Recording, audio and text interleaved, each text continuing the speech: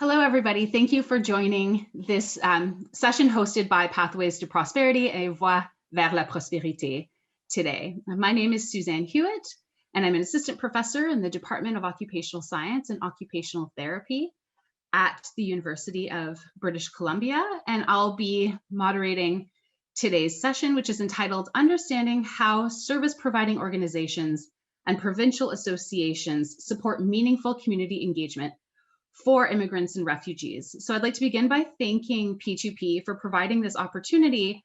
And I'd especially like to thank Sonali, who's done so much work behind the scenes in supporting us to get to this point today. These types of virtual events flow very seamlessly, but only because of the dedicated folks behind the scenes. So thanks very much, Sonali, for this. I do want to begin by acknowledging that our team is situated on the traditional, ancestral, and unceded territory of the Musqueam people. And this image captures part of the Musqueam welcome post on the University of British Columbia campus. So we are grateful for their welcome and for letting us work, live, and play on their lands with them. So this is just an overview of the three presentations that are part of today's workshop. So immigrants and refugees integration into host communities is reciprocally related to the daily occupations or activities that they need, want, and are expected to engage in, such as working, parenting, learning additional languages. So these kinds of opportunities to fully participate in society are mediated through community organizations who provide key settlement and related supports. So this workshop presents findings from key informant interviews with representatives from service providing organizations and provincial umbrella organizations that were conducted as part of three separate qualitative research studies. So we'll be focusing mainly, but not exclusively, on the context of Metro Vancouver and its Francophone minority communities in particular. But again, some of the findings do extend beyond this. And these studies address the challenges of fostering social participation within neoliberal constraints. So the first presentation of this workshop draws from key informant interviews that were conducted with representatives from provincial advocacy associations that are members of a broader national network. So the FCFA, or la Fédération des Communautés Francophones et Acadiennes du Canada, or the Federation of Francophone and Acadian Communities of Canada, is self-described as the national voice of Francophone and Acadian communities, whose mission is to ensure the defense and promotion of the rights and interests of Francophones living in minority contexts in Canada. And it leads the network of organizations and institutions that are committed to the development of Francophone and Acadian communities. So it has provincial and territorial member organizations that fulfill a similar mission at those provincial and territorial scales. In British Columbia, for example, we have the Fédération des Francophones de la Colombie-Britannique. And so again, this presentation focuses on the perspectives of these organizations with respect to community cohesion within Francophone minority communities, within a context of increasing diversity that is resulting from Francophone immigration. Immigration has been identified as a key priority for the development of Francophone minority communities, or as I'll refer to them, FMCs, which are Francophone communities outside of the province of Quebec. So efforts have been undertaken to promote the attraction, immigration, settlement, and integration of French-speaking immigrants and refugees.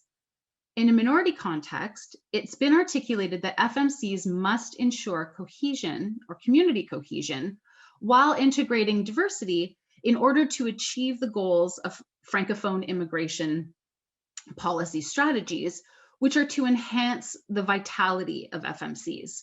So this research contract was funded by the FCFA to determine ways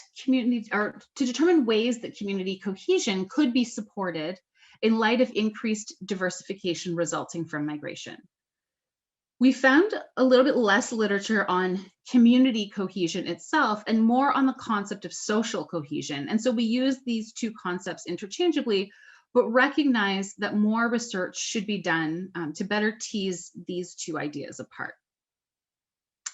So to begin data collection for this study, we completed 4 key informant interviews with representatives from 4 provincial stakeholder organizations. So la Fédération des Francophones de la Colombie-Britannique in BC, la Société de la Francophonie manitobaine in Manitoba, l'Assemblée de la Francophonie de l'Ontario in Ontario, and la Société de l'Acadie du Nouveau-Brunswick in New Brunswick. So the aim was to capture their perspectives about the provincial context and key challenges faced by their respective FMCs at the time of the interview. So then I should note that the interviews were conducted in January of 2020, just before the onset of the pandemic. So certainly COVID-19 has since created a number of new challenges for the FMCs in these provinces. Following these interviews, we then conducted focus groups with community members in these 4 provinces, and specifically in the regions of Metro Vancouver, Winnipeg, Ottawa, and Moncton. In this presentation, however, I focus solely on the findings from those 4 key informant interviews. So here's a quick overview of the key themes that I'll address, and the findings from this study are available online in more detail in our final report, which was published in French, and the link is available on my last slide. So to begin, FMCs are located in different regional and provincial contexts, and as a result, the issues they face are shaped by the respective unique histories and geographies. In BC, the Francophone community is very much in the minority, and the proportion of immigrants within the FMC is significant. So there's a lack of visibility and recognition of the FMCs by local and provincial governments. So for example, there's no French language services policy in the province. In Manitoba, the Francophone community is better recognized at the provincial level, and the community is taken into account in matters such as immigration. The community also plays an important role in other domains such as education and health that have been identified as priorities for the Francophone community in that province. In Ontario, it was noted that there's been a demographic shift within the FMCs due to the aging of the Canadian population on the one hand, and rising immigration on the other. But there exist inequalities with respect to French language service access according to location throughout the large province, and there is the omnipresent risk or threat of assimilation. In New Brunswick, the Acadian and Francophone communities face structural challenges, such as those related to accessing French language education, and more generally speaking, a struggling economy. Nonetheless, the communities benefit from the province's official bilingual status. So these data were taken from the 2016 census to provide an overview of the immigrant and official language populations in each study location. So the 4 regions selected had key differences. Metro Vancouver was the largest region with a population of over 2 million inhabitants, and with an immigrant population representing 40% of the total population. However, its Francophone population represents only about 1% of the total population, despite having a higher overall number of French speakers than Winnipeg, for instance.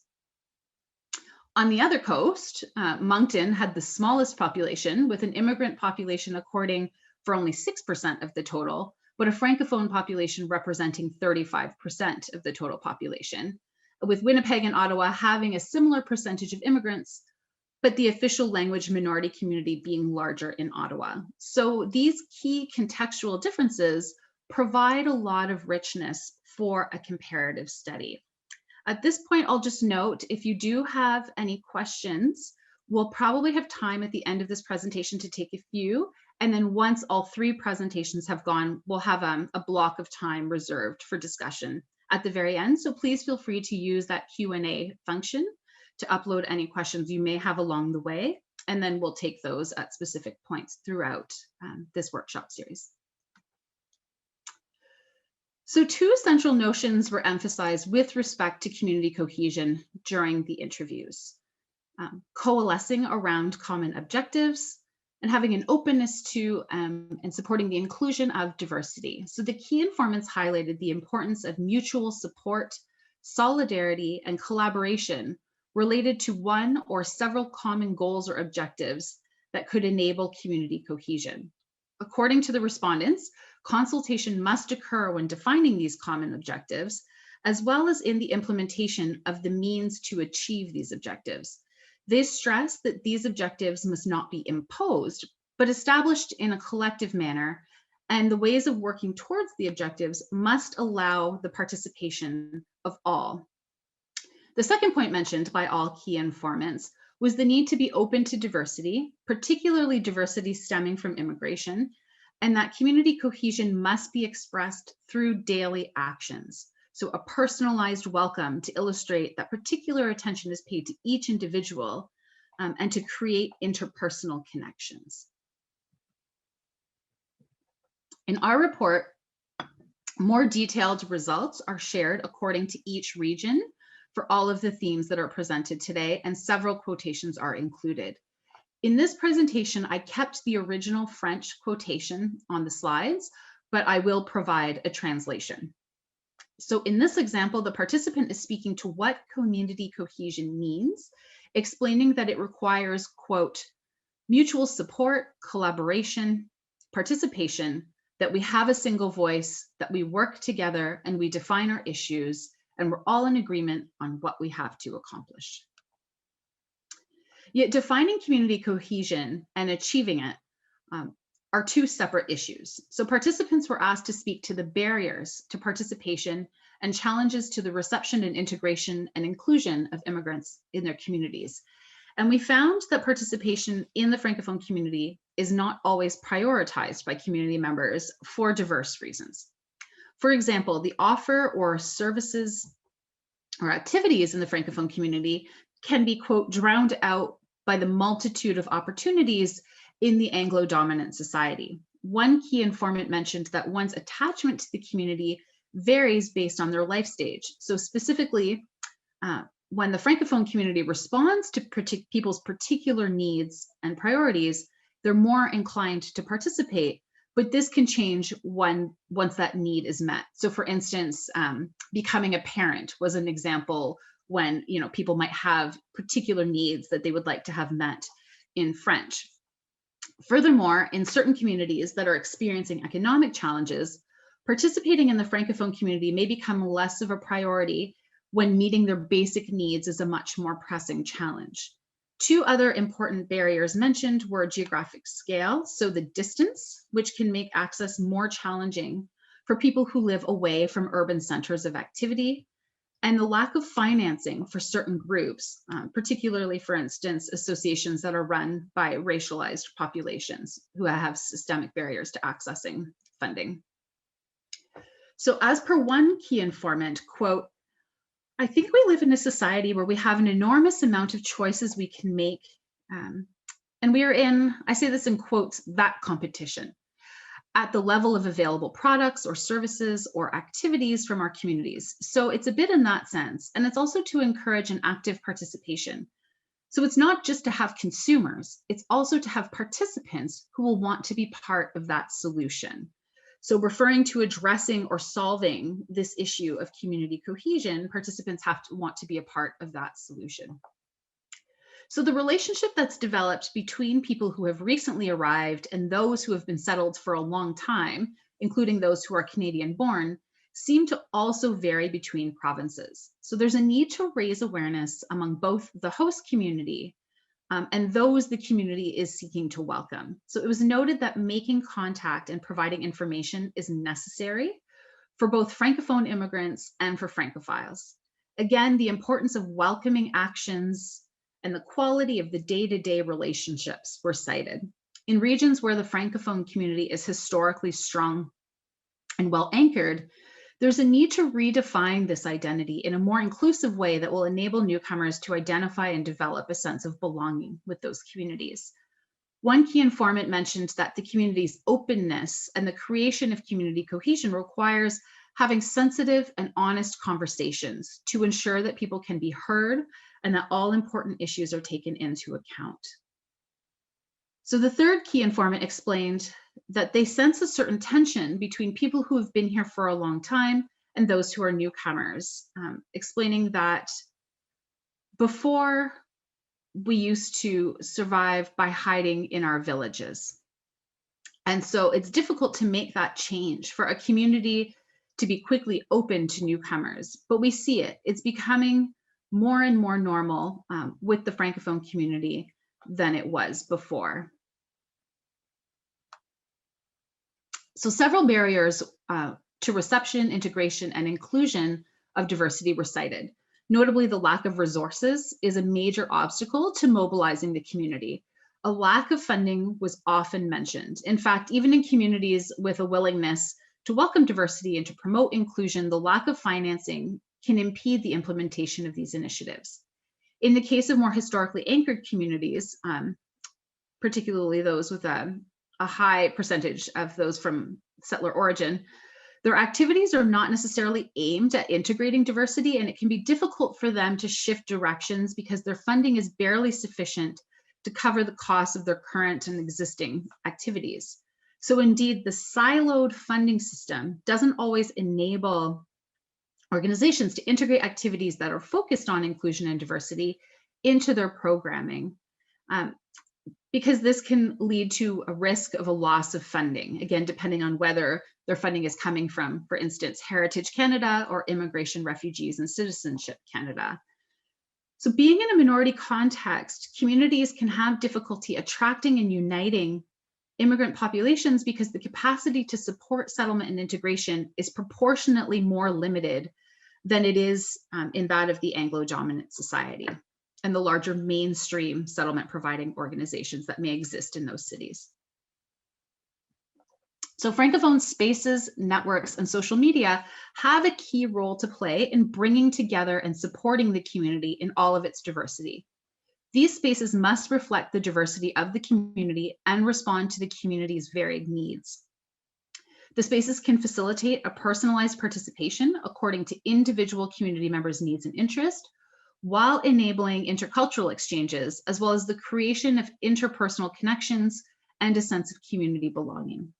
The key informants all address the leadership role that provincial organizations can play in promoting community cohesion.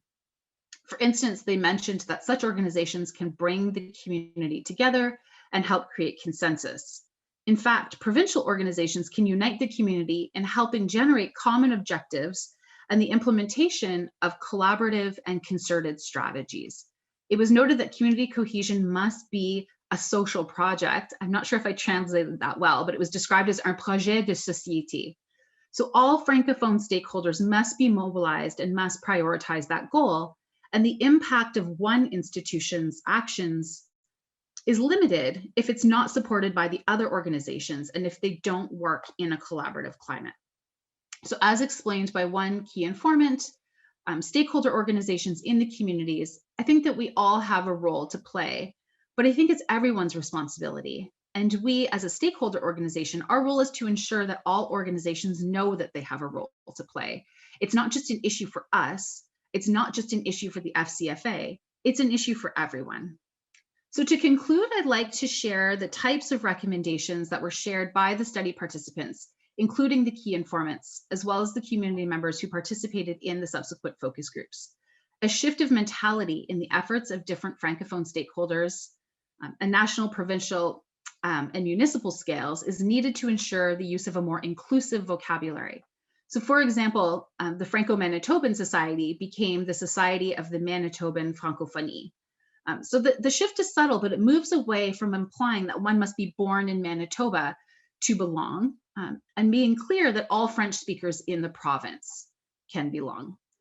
Also, the FCFA's vision, which is reflected in its community strategic plan that emphasizes building together, it's entitled Building Together Dynamic, Plural, and Inclusive Communities. So these recommendations signal a commitment to inclusion and progress in reception and integration of immigrant populations from the community leadership of FMCs. Additional FCFA pan-Canadian initiatives coordinated by the Réseau en Immigration Francophone in all of the provinces and territories, including the Welcoming Francophone Communities pilot, seem promising for developing opportunities for immigrants in FMCs. So this commitment from the macro level organizations of the national and provincial Francophones is essential to foster progress toward community cohesion in a context of increasing diversity. And a copy of our final report is available online. So because I spent a little bit longer just opening the introduction of this workshop, and I don't want to take a time away from the other authors, I'm not going to take any questions at this time, and we'll move straight into the next presentation with a reminder that there will be time for questions at the end, so feel free to upload those into the Q&A function as we move along. So now I have the great pleasure of introducing Atiye, who is the primary author on this presentation, and so should be listed first. I just want to acknowledge that this work highlights her analysis, and so I turn it over to you, Atiye. Thank you. Thank you very much, Dr. Huot. So hello, everyone. My name is Atiye. I am a first-year PhD student at the Department of Occupational Science and Occupational Therapy at the University of British Columbia, situated on the Musqueam Traditional Territory. The title of this presentation is Using Creativity to Contend with Uncertainty, Providing Opportunities for Social Participation in a context of austerity. This presentation sought to understand the challenges that community service providers encounter in delivering settlement services and promoting social opportunities for immigrants and refugees in one of the most immigrant-rich Canadian urban centers, Metro Vancouver. This dark region, this dark green region is the province of British Columbia, and right in where the yellow star is, the city of Metro Vancouver, where this study was conducted. In the last few years, there have been diverse initiatives undertaken by the Canadian federal government to reform the settlement governance model in an effort to support economic development, social cohesion, and cultural diversity. At the same time, increasing attention has been paid to the ongoing reorganization of immigrant settlement services in line with neoliberal austerity principles. Under neoliberal governance, the settlement sector, for the most part, suffered changing funding regimes, budget cuts, increased administrative reporting, and competition. This research has the objective of this research was to better understand the lived experiences of settlement workers in terms of planning and implementing programs in a neoliberal policy and funding environment. I would like to acknowledge that this project was linked to a larger ethnographic study about the role of community spaces in enabling opportunities for social participation among immigrants and refugees.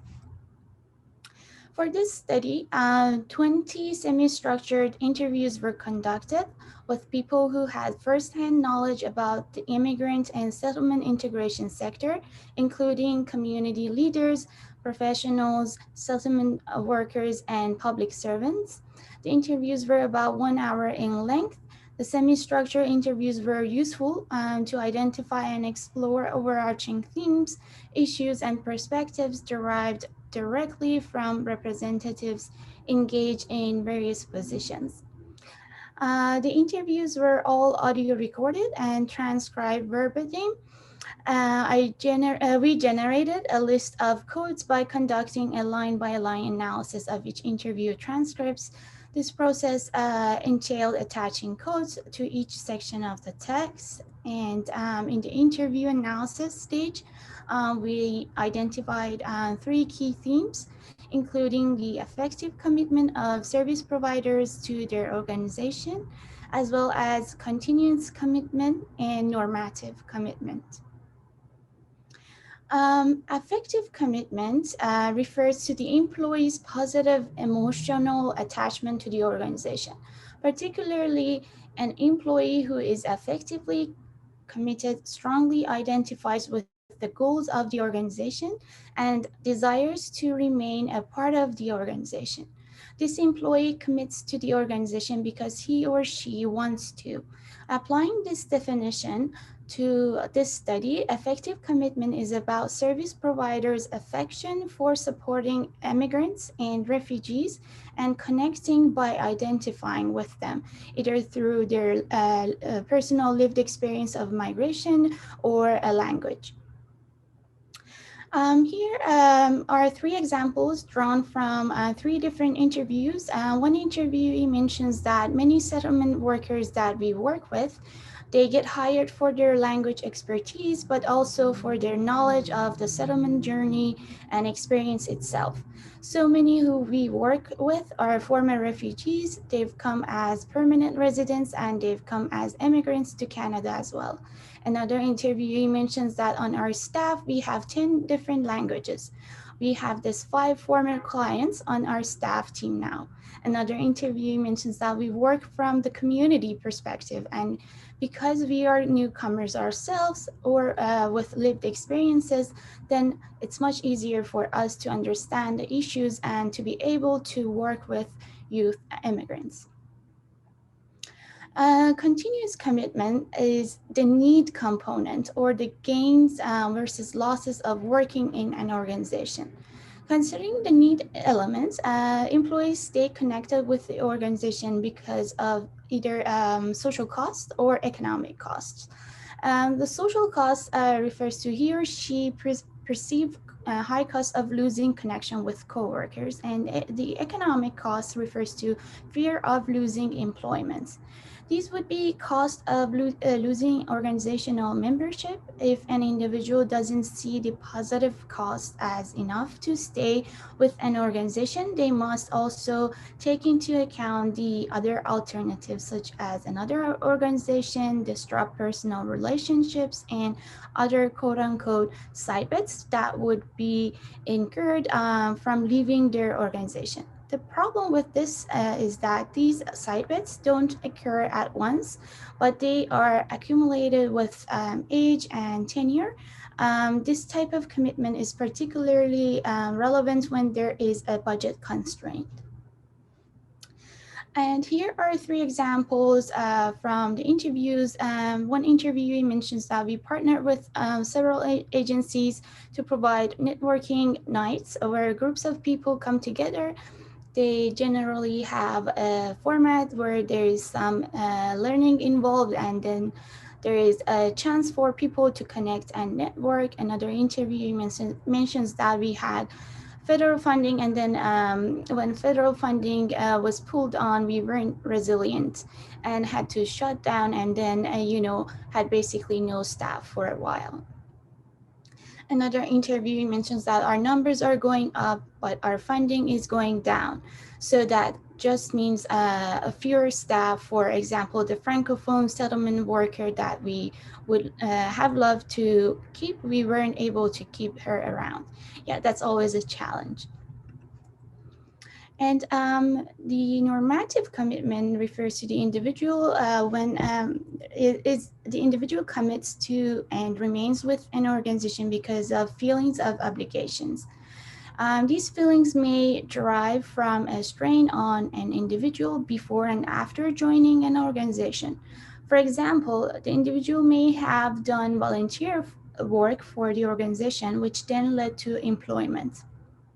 Or they may have used their services before and have a positive experience with the organization as a client, which leads to a moral obligation to put forth efforts on the job and stay with the organization to quote unquote repay the debt.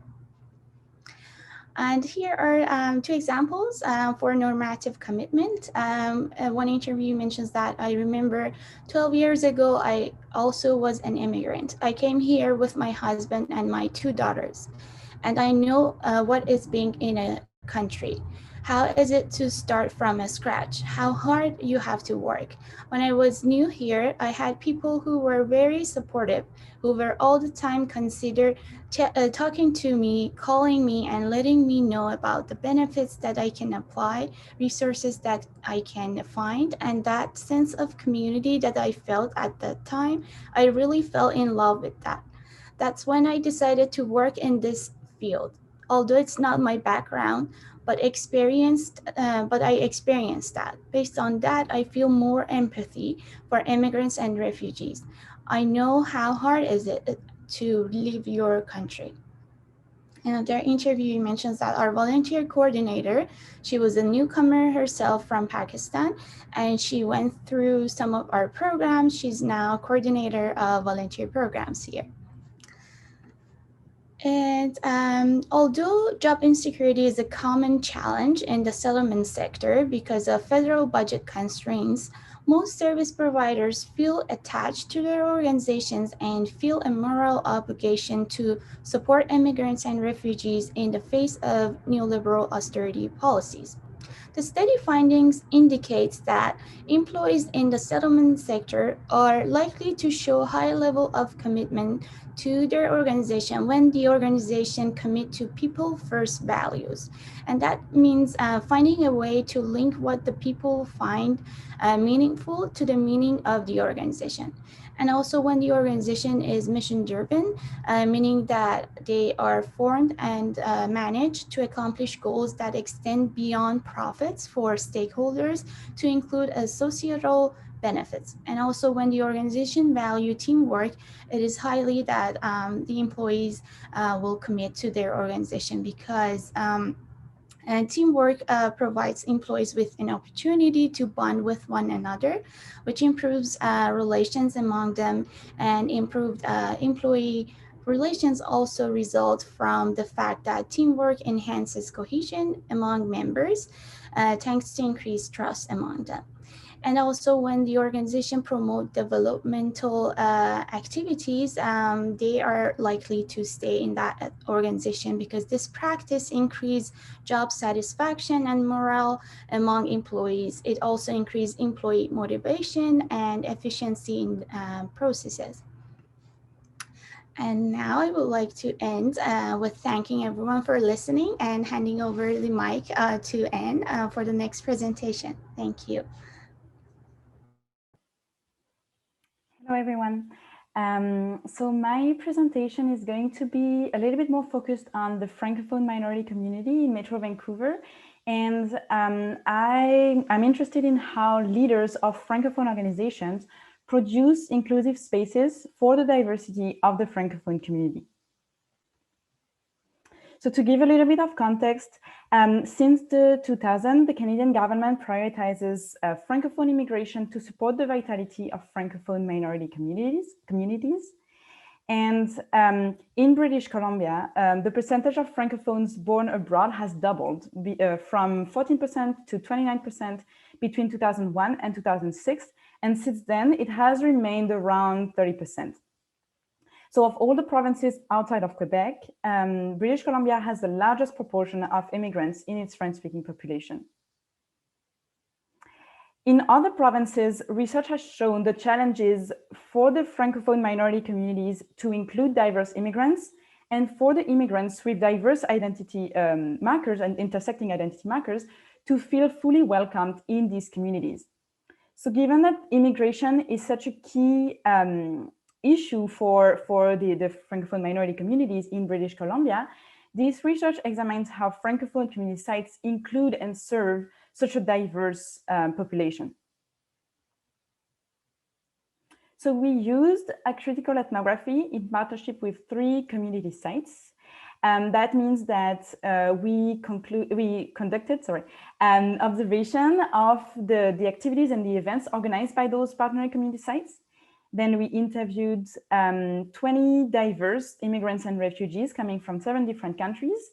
15 of them were recruited through the partnering community sites.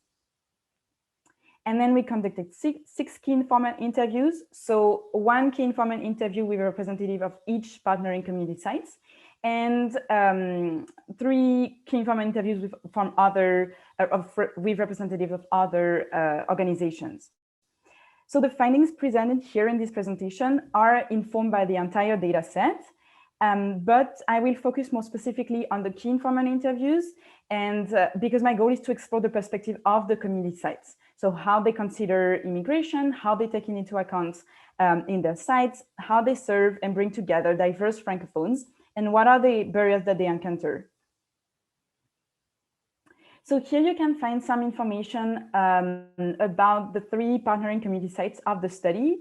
As you can see, we partner with community sites which were diverse in terms of mandate, in terms of geographical area, population they serve, and source of funding.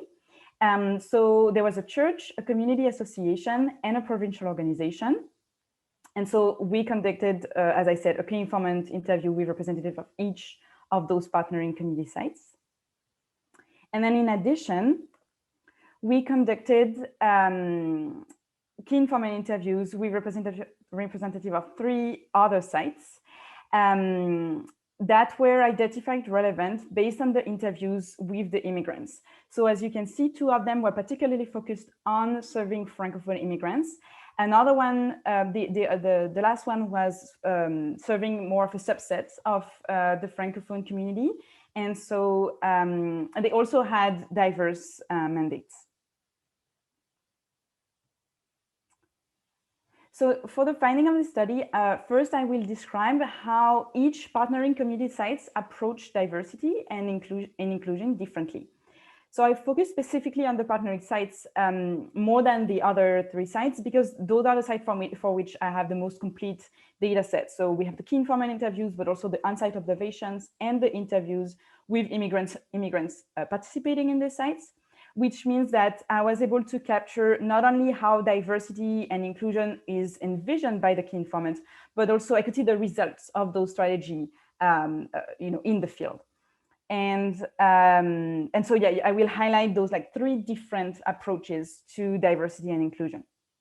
And I will also talk about challenges that all 6 key informants mentioned that were related to reaching beyond the boundaries of their organization. So yeah, the first partnering site that I will describe is a church. So we found that the church was open to all and really inclusive to diversity, but centered around the faith. So the faith was the key uniting factor that would unite people over other diverse identity markers. Meetings and prayers were organized weekly, sometimes in intimate spaces such as the pastor's home or church members' places. And the church offered services ranging from emotional to administrative or financial support, but these services were very informal. So people would help each other based on their personal network, their personal experiences. In fact, one participant explained that for her, the support that she received at the church was complementary to official services that she would receive elsewhere. So church members constituted a close-knit community. However, it's important to mention that most of them were Congolese people. So for example, the pastor and the 5 participants recruited in the study were all Congolese. So here this quotation shows how the faith was a key uniting factor over other diverse identity markers. So the key informant said, for me, I believe that people come to church, as I said, from different origins, from different educational backgrounds, different nationalities, different races, different ages. When people come here, each have their way of doing things, but what unites them, brings them closer, it is the vision of the church. What brings them closer, it is the church. Now we'll describe the approach of the provincial organization toward immigrants and diversity. So the provincial organization was an umbrella for other associations, but it also offered diverse services and activities. So the organization was really devoted to its mandate and considered that if immigrants happened to be interested in the services, they would naturally feel welcomed and they would naturally be willing to get involved, given that there were no specific official barriers to their participation. The key informant had noted that the increasing immigrant population in the community, but it didn't seem to imply profound changes in the organization besides showcasing immigrants and their culture punctually and making sure that services are appropriate for immigrants by training non-immigrant employees to cultural sensitivity.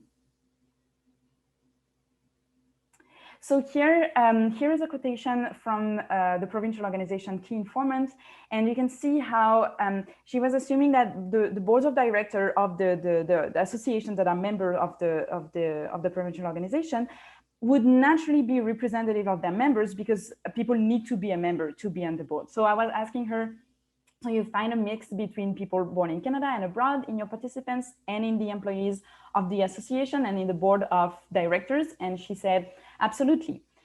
Because I have to say that at the level of the board of directors, it is the members. In fact, they have to be a member, one of our members. So in this way, it is representative. Maybe not statistically, but certainly in terms of number, yes, we are representative in this regard. And the third partnering community site was the community association. In this site, diversity was a key topic throughout the Key Informant interview. In fact, the association is located in a municipality where Francophones tend to be immigrants from diverse origins. So be they African, European, from the Caribbean. And so it appeared obvious to the Key Informant that such an important presence of immigrants in the community implied changes in the association itself to reflect the increasing diversity. So bonding the diversifying community based on a common language and celebrating the diversity of the Francophonie were key mandates for the association. So moreover, the Key Informant explained that the shared minority context in Canada and the need to advocate for linguistic rights should help people to put aside divergences and tensions related to social historic context of their country of origin. And here this quotation shows how one way for this community association to bring people together was to organize activities that could be of interest for the diversity of the community. So the Key Informant said, my strategy is really, I am a facilitator. So I ensure that this workshop or this activity is really interesting to everyone. So everyone will participate and there will be all sorts of activities so that everyone can be here. Did you notice during our picnic? That was amazing. So we had people from 8 to 80 years old. The goal is for everyone to participate. Everyone was playing. It's wonderful. So now that I have described the three different approaches that we found in the different partnering community sites, I'm going to talk about the different barriers that were mentioned by all 6 Key Informant interviews, not just the partnering community sites, but also the 3 additional sites that with which we conducted interviews. So the Key Informant mentioned challenges related to reaching beyond their own boundaries. So they had difficulty reaching people who are not already participating in their sites. So because often by serving a particular population and focusing on their specific needs, they had difficulties reaching other groups in the Francophone community. They had difficulty reaching people who do not know about the community, given that the community is not well known and organizations are only reaching the subgroup of the community that do know about their existence. And they also had difficulty reaching people who live further away from big urban centers. So because activities tend to be centralized in Vancouver, yet Metro Vancouver is very spread out. So organizations don't always have the funding to decentralize their services. However, the people who need services the most are often precisely those who live far away from urban centers, where life is tend to be expensive. So this first quotation shows the difficulty to reach people who are not already member of the association, of the community sites. So this key informant, I was asking her to describe an overview of the migrants who participate in the organization. And she said, I would say women who are quite educated in terms of social milieu, because feminism, they are women whom we have a hard time to reach because our organization has references that might be scary. Feminism is not, for some people who are in the community or who orient people in the community, we started to work on our visibility regarding this. We don't use the word feminism because the word feminism has a lot of connotations, which could make us, which actually make us currently lose a lot of Francophone women. So beside the way this organization was perceived, this organization was, the way they were organizing activity was that members who had participated in one activity would vote for the next activity. And that meant that the activities were always meeting the needs of the people who were participating already. And so that also explained why they had a hard time reaching people beyond their current membership. This second quotation shows the difficulty related to the fact that the community is not very well known. So the key informant said a big challenge that we're facing in general, the lack of visibility, the lack of renown of the settlement services. We are equipped to provide the kind of services to newcomers, but unfortunately we are a bit lost in the crowd. The Francophone community and its organizations do not have the same communication budget than big Anglophone settlement agencies. So when newcomers land at the airport, immediately people like Success, Mosaic, ISS of BC, which are big Anglophone settlement services agencies in Metro Vancouver. So those services are much more visible. It is still a battle we are fighting to make ourselves more visible. And here this last quotation shows the different geographic dynamics. So this key informant said that the other thing that is maybe a problem for participation, it is the locations. Francophone organizations are in urban centers like Vancouver. Vancouver attracts a certain type of immigrants, young temporary residents that they like to come settle here. Thus you can see them, they can participate here. But if you are looking for permanent residents, you won't find them here.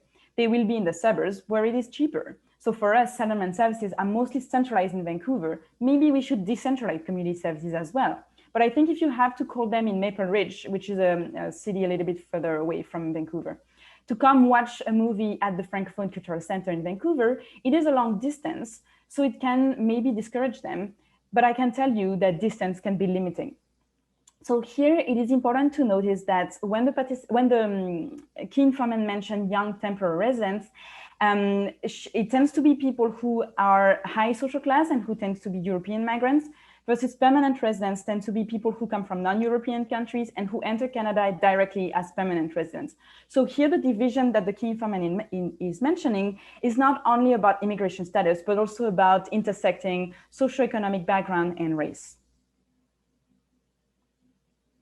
So from our findings, so both from the different approaches that we noticed in the three partnering community sites and from the different challenges that all key informant mentioned, we found that in order to unite and include the diversity of the Francophone community, organizations need to take a very proactive approach to inclusion and an inclusive approach to diversity. So both the staff and the activities offered have to be representative of the diversity to make sure that they meet the specific needs of immigrants. Moreover, geographic dynamics also have to be taken into account. For example, compensating with bus tickets or childcare and offering childcare when decentralizing activities is not possible.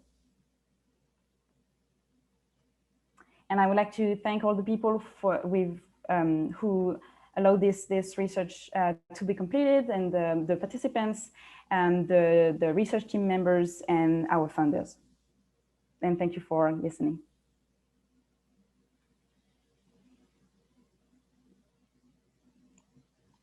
Thanks for that, Anne and Atier. So I'd just like to quickly specify that I was the primary investigator on these three studies. So I'd like to acknowledge the participants who gave of their time to provide us with data across all of these studies.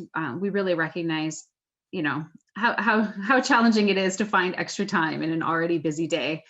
to meet with some graduate students and faculty members to talk about these experiences. So we appreciate that. And appreciate the funding provided by SSHRC, the Social Sciences and Humanities Research Council of Canada, the FCFA, the Fédération des Communautés Francophones et Acadiennes du Canada, and the UBC Hampton New Investigators Fund. So we appreciate that. And thank all of the other graduate students who also played various roles across these studies, as well as the co-investigators. So we worked with a large team of folks on all of these, including Louisa Véronis from the University of Ottawa, Nathalie Bélanger, Faisal Zalama, Leila Sal, and Gillian Crease, among others. So we do have a few questions that we'll go through, and I can take some of these myself, and we'll also invite the other panelists to add their comments as well, if they're interested in doing so.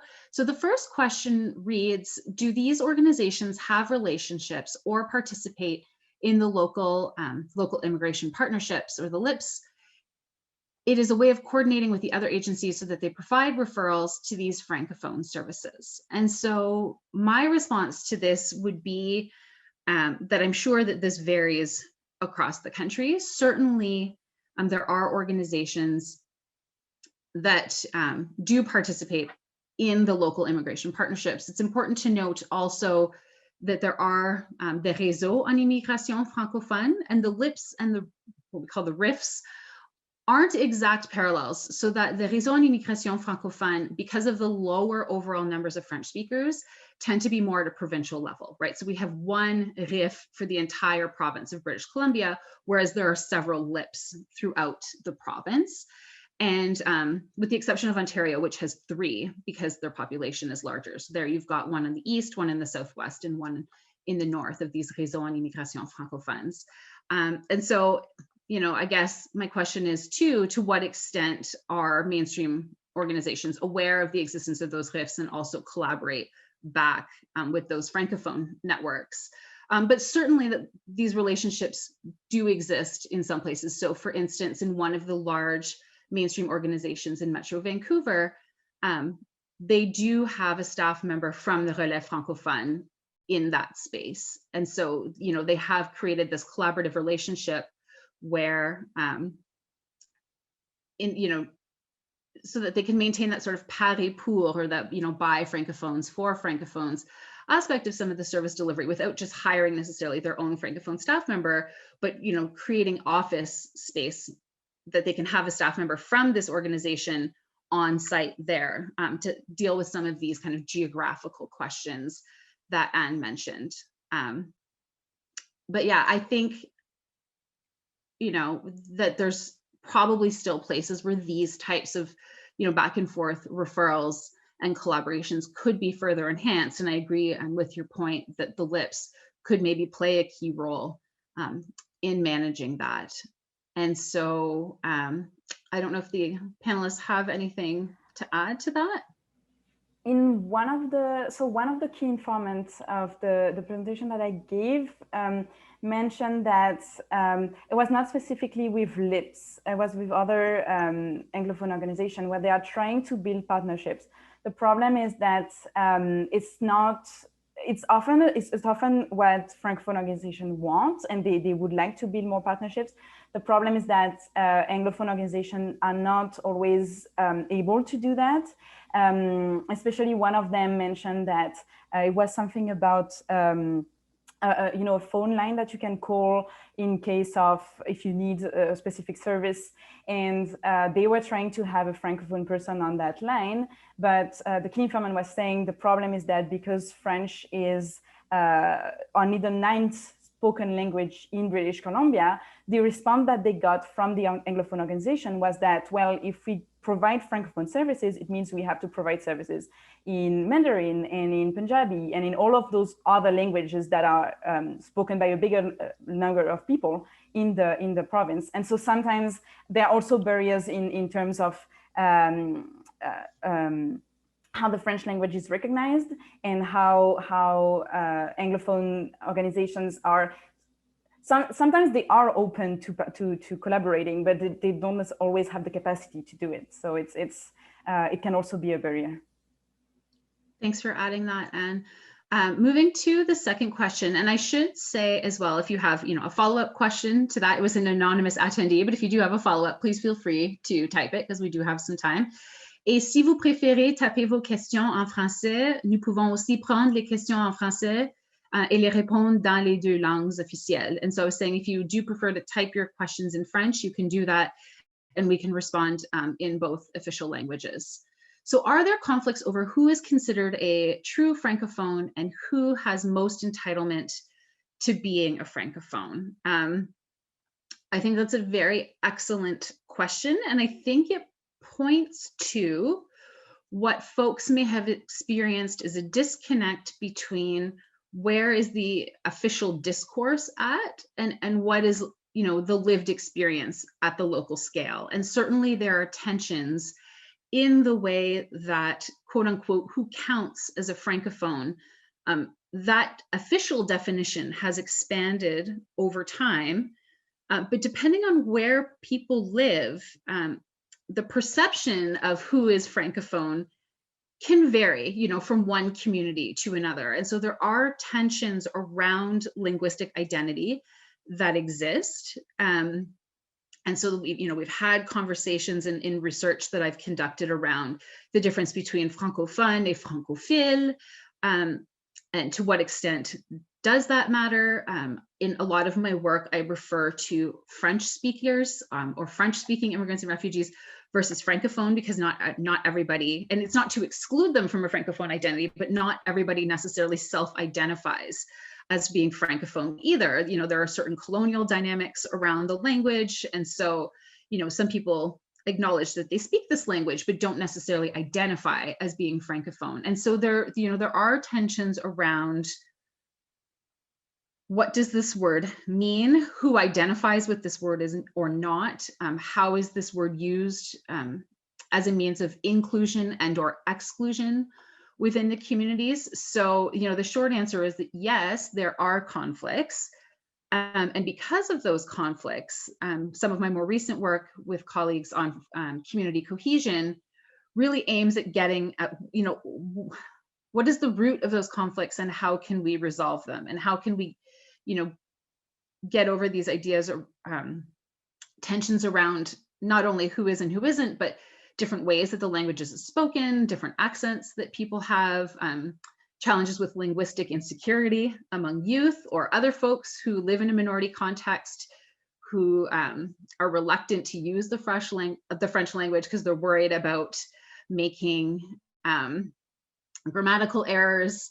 And a question related to this that has just popped up is, what about race and ethnic origin? Does that play a role in the conflicts? And I would say, absolutely it does. And in recognition of that, I sort of mentioned it in the first presentation where there is that kind of shift to try to performatively, symbolically, sort of linguistically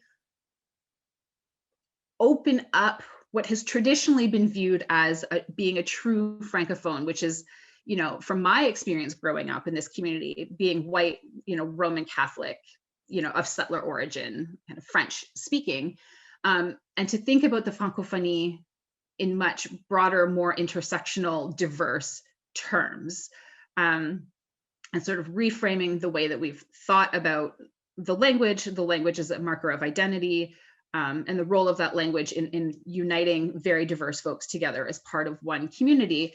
And what's interesting, particularly in our findings in Metro Vancouver, which I think add a lot of important and novel findings to this conversation, where most data tend to stem from research in Ontario, maybe Manitoba, maybe New Brunswick, but certainly further east, that in being a much more multicultural Francophone community in BC, we see these kinds of conflicts play out, and it's not all conflicting, right? So what's interesting is that that discourse of who is a true Francophone, I don't see as being as strong on the West Coast, because that community or the people that reflect that idea are less numerous. And so it's a much more multicultural Francophone community, and in that, also a much more multilingual one. And so it's not uncommon to go into a Francophone space and hear a series of other languages being spoken, whether that's Haitian Creole, whether that's Kinyarwanda, whether that's Lingala, Swahili, right? So that you can go into these spaces and experience kind of a multicultural setting with a series of other languages being spoken. And then, how does that relate then to what is the role of the Francophone language? And it's really then the operating language of the organization. In the same way that if you go into a mainstream settlement organization that operates in English, that doesn't mean that they don't have staff and clients that speak a million other languages, right? And so, the challenge of this kind of written Q&A is I don't know, there's not really that sort of back and forth, so I can't see how you're reacting to this. But again, I'm open to Anne or Atier adding anything or fielding any follow-up questions that you might have. I was just gonna say, in terms of the Francophone, Francophile, something I don't want to, obscure the fact that there are debates and there are exclusion based on those terms, but something that brings hope, I would say, is that in several British Columbian Francophone organization, you see a desire to include everyone and to change the names to either have like Francophone and Francophone and Francophile in the name to really try to be more inclusive on the one hand, and on the other hand, for those who identify as Francophile, the community is really, given the very small size of the community, there is an awareness that we have to be open to pretty much anyone who is interested about the French language. And so I know that there is an organization in British Columbia that is, I think, the Francophile organization of the organization of Francophile parents. So parents who are who don't identify as Francophone, but who want their child to learn French. And they are really considered as a major ally to the community. And so that kind of brings hope in terms of being inclusive to everyone who is a French speaker or is interested by the French language in general.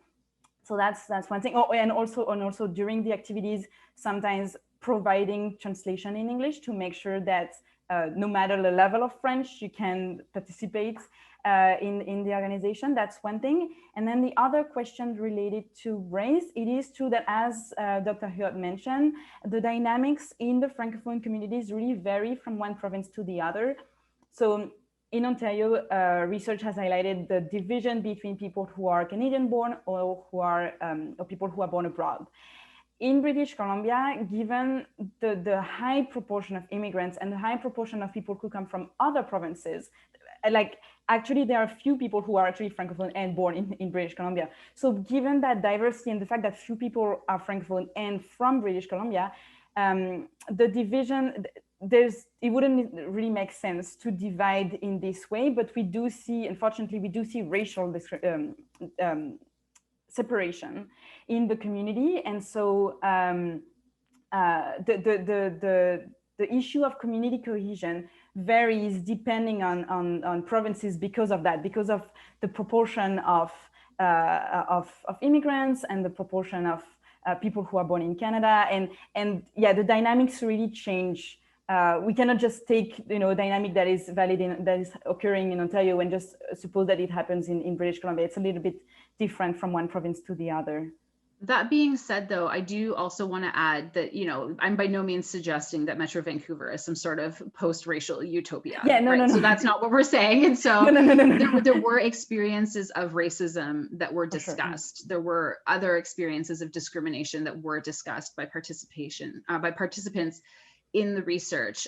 There was a tension between, again, if we look at intersecting systems of power, what is the role of la francophonie? And while there was an acknowledgement among several that we need to come together as francophones to build a large enough population to advocate on our behalf, that shouldn't happen at the expense or the assimilation of other aspects of our identity that are important to community members. And so we still need different, diasporic communities. We still need different ethnic associations, and those play very important roles in the lives of French-speaking immigrants and refugees as well. And so, we can't sort of move towards cultural erasure and with this priority on shared language, but balancing those things to say that the shared language can be used strategically if we do come together and advocate on behalf of an official language to kind of increase the kinds of services that are available or the kinds of funding that we have access to.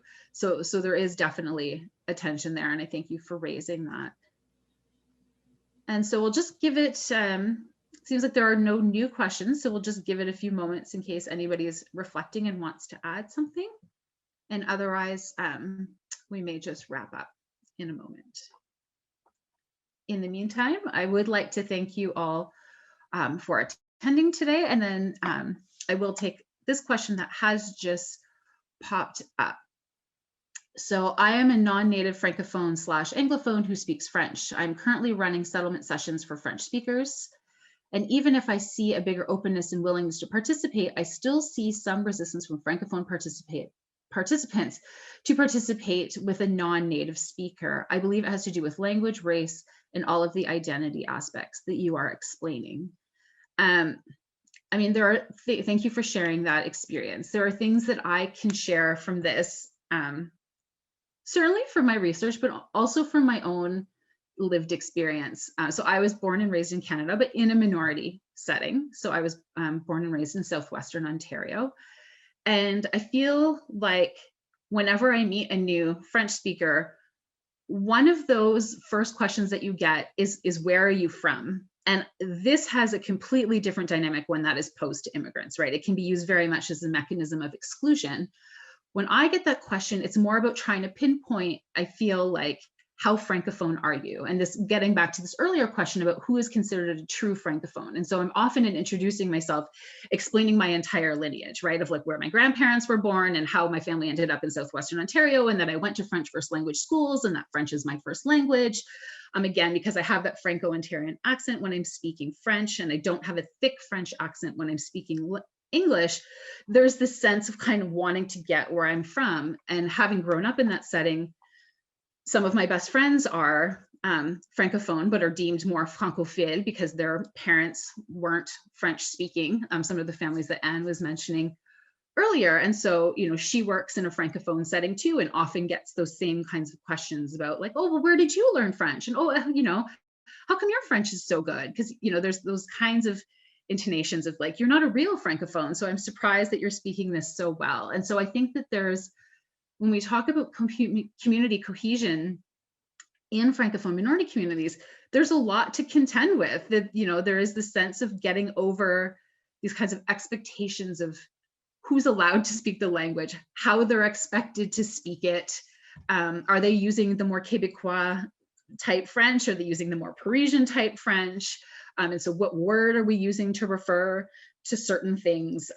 How are we pronouncing those things? There's just a lot of tension around the language, difficult to begin with.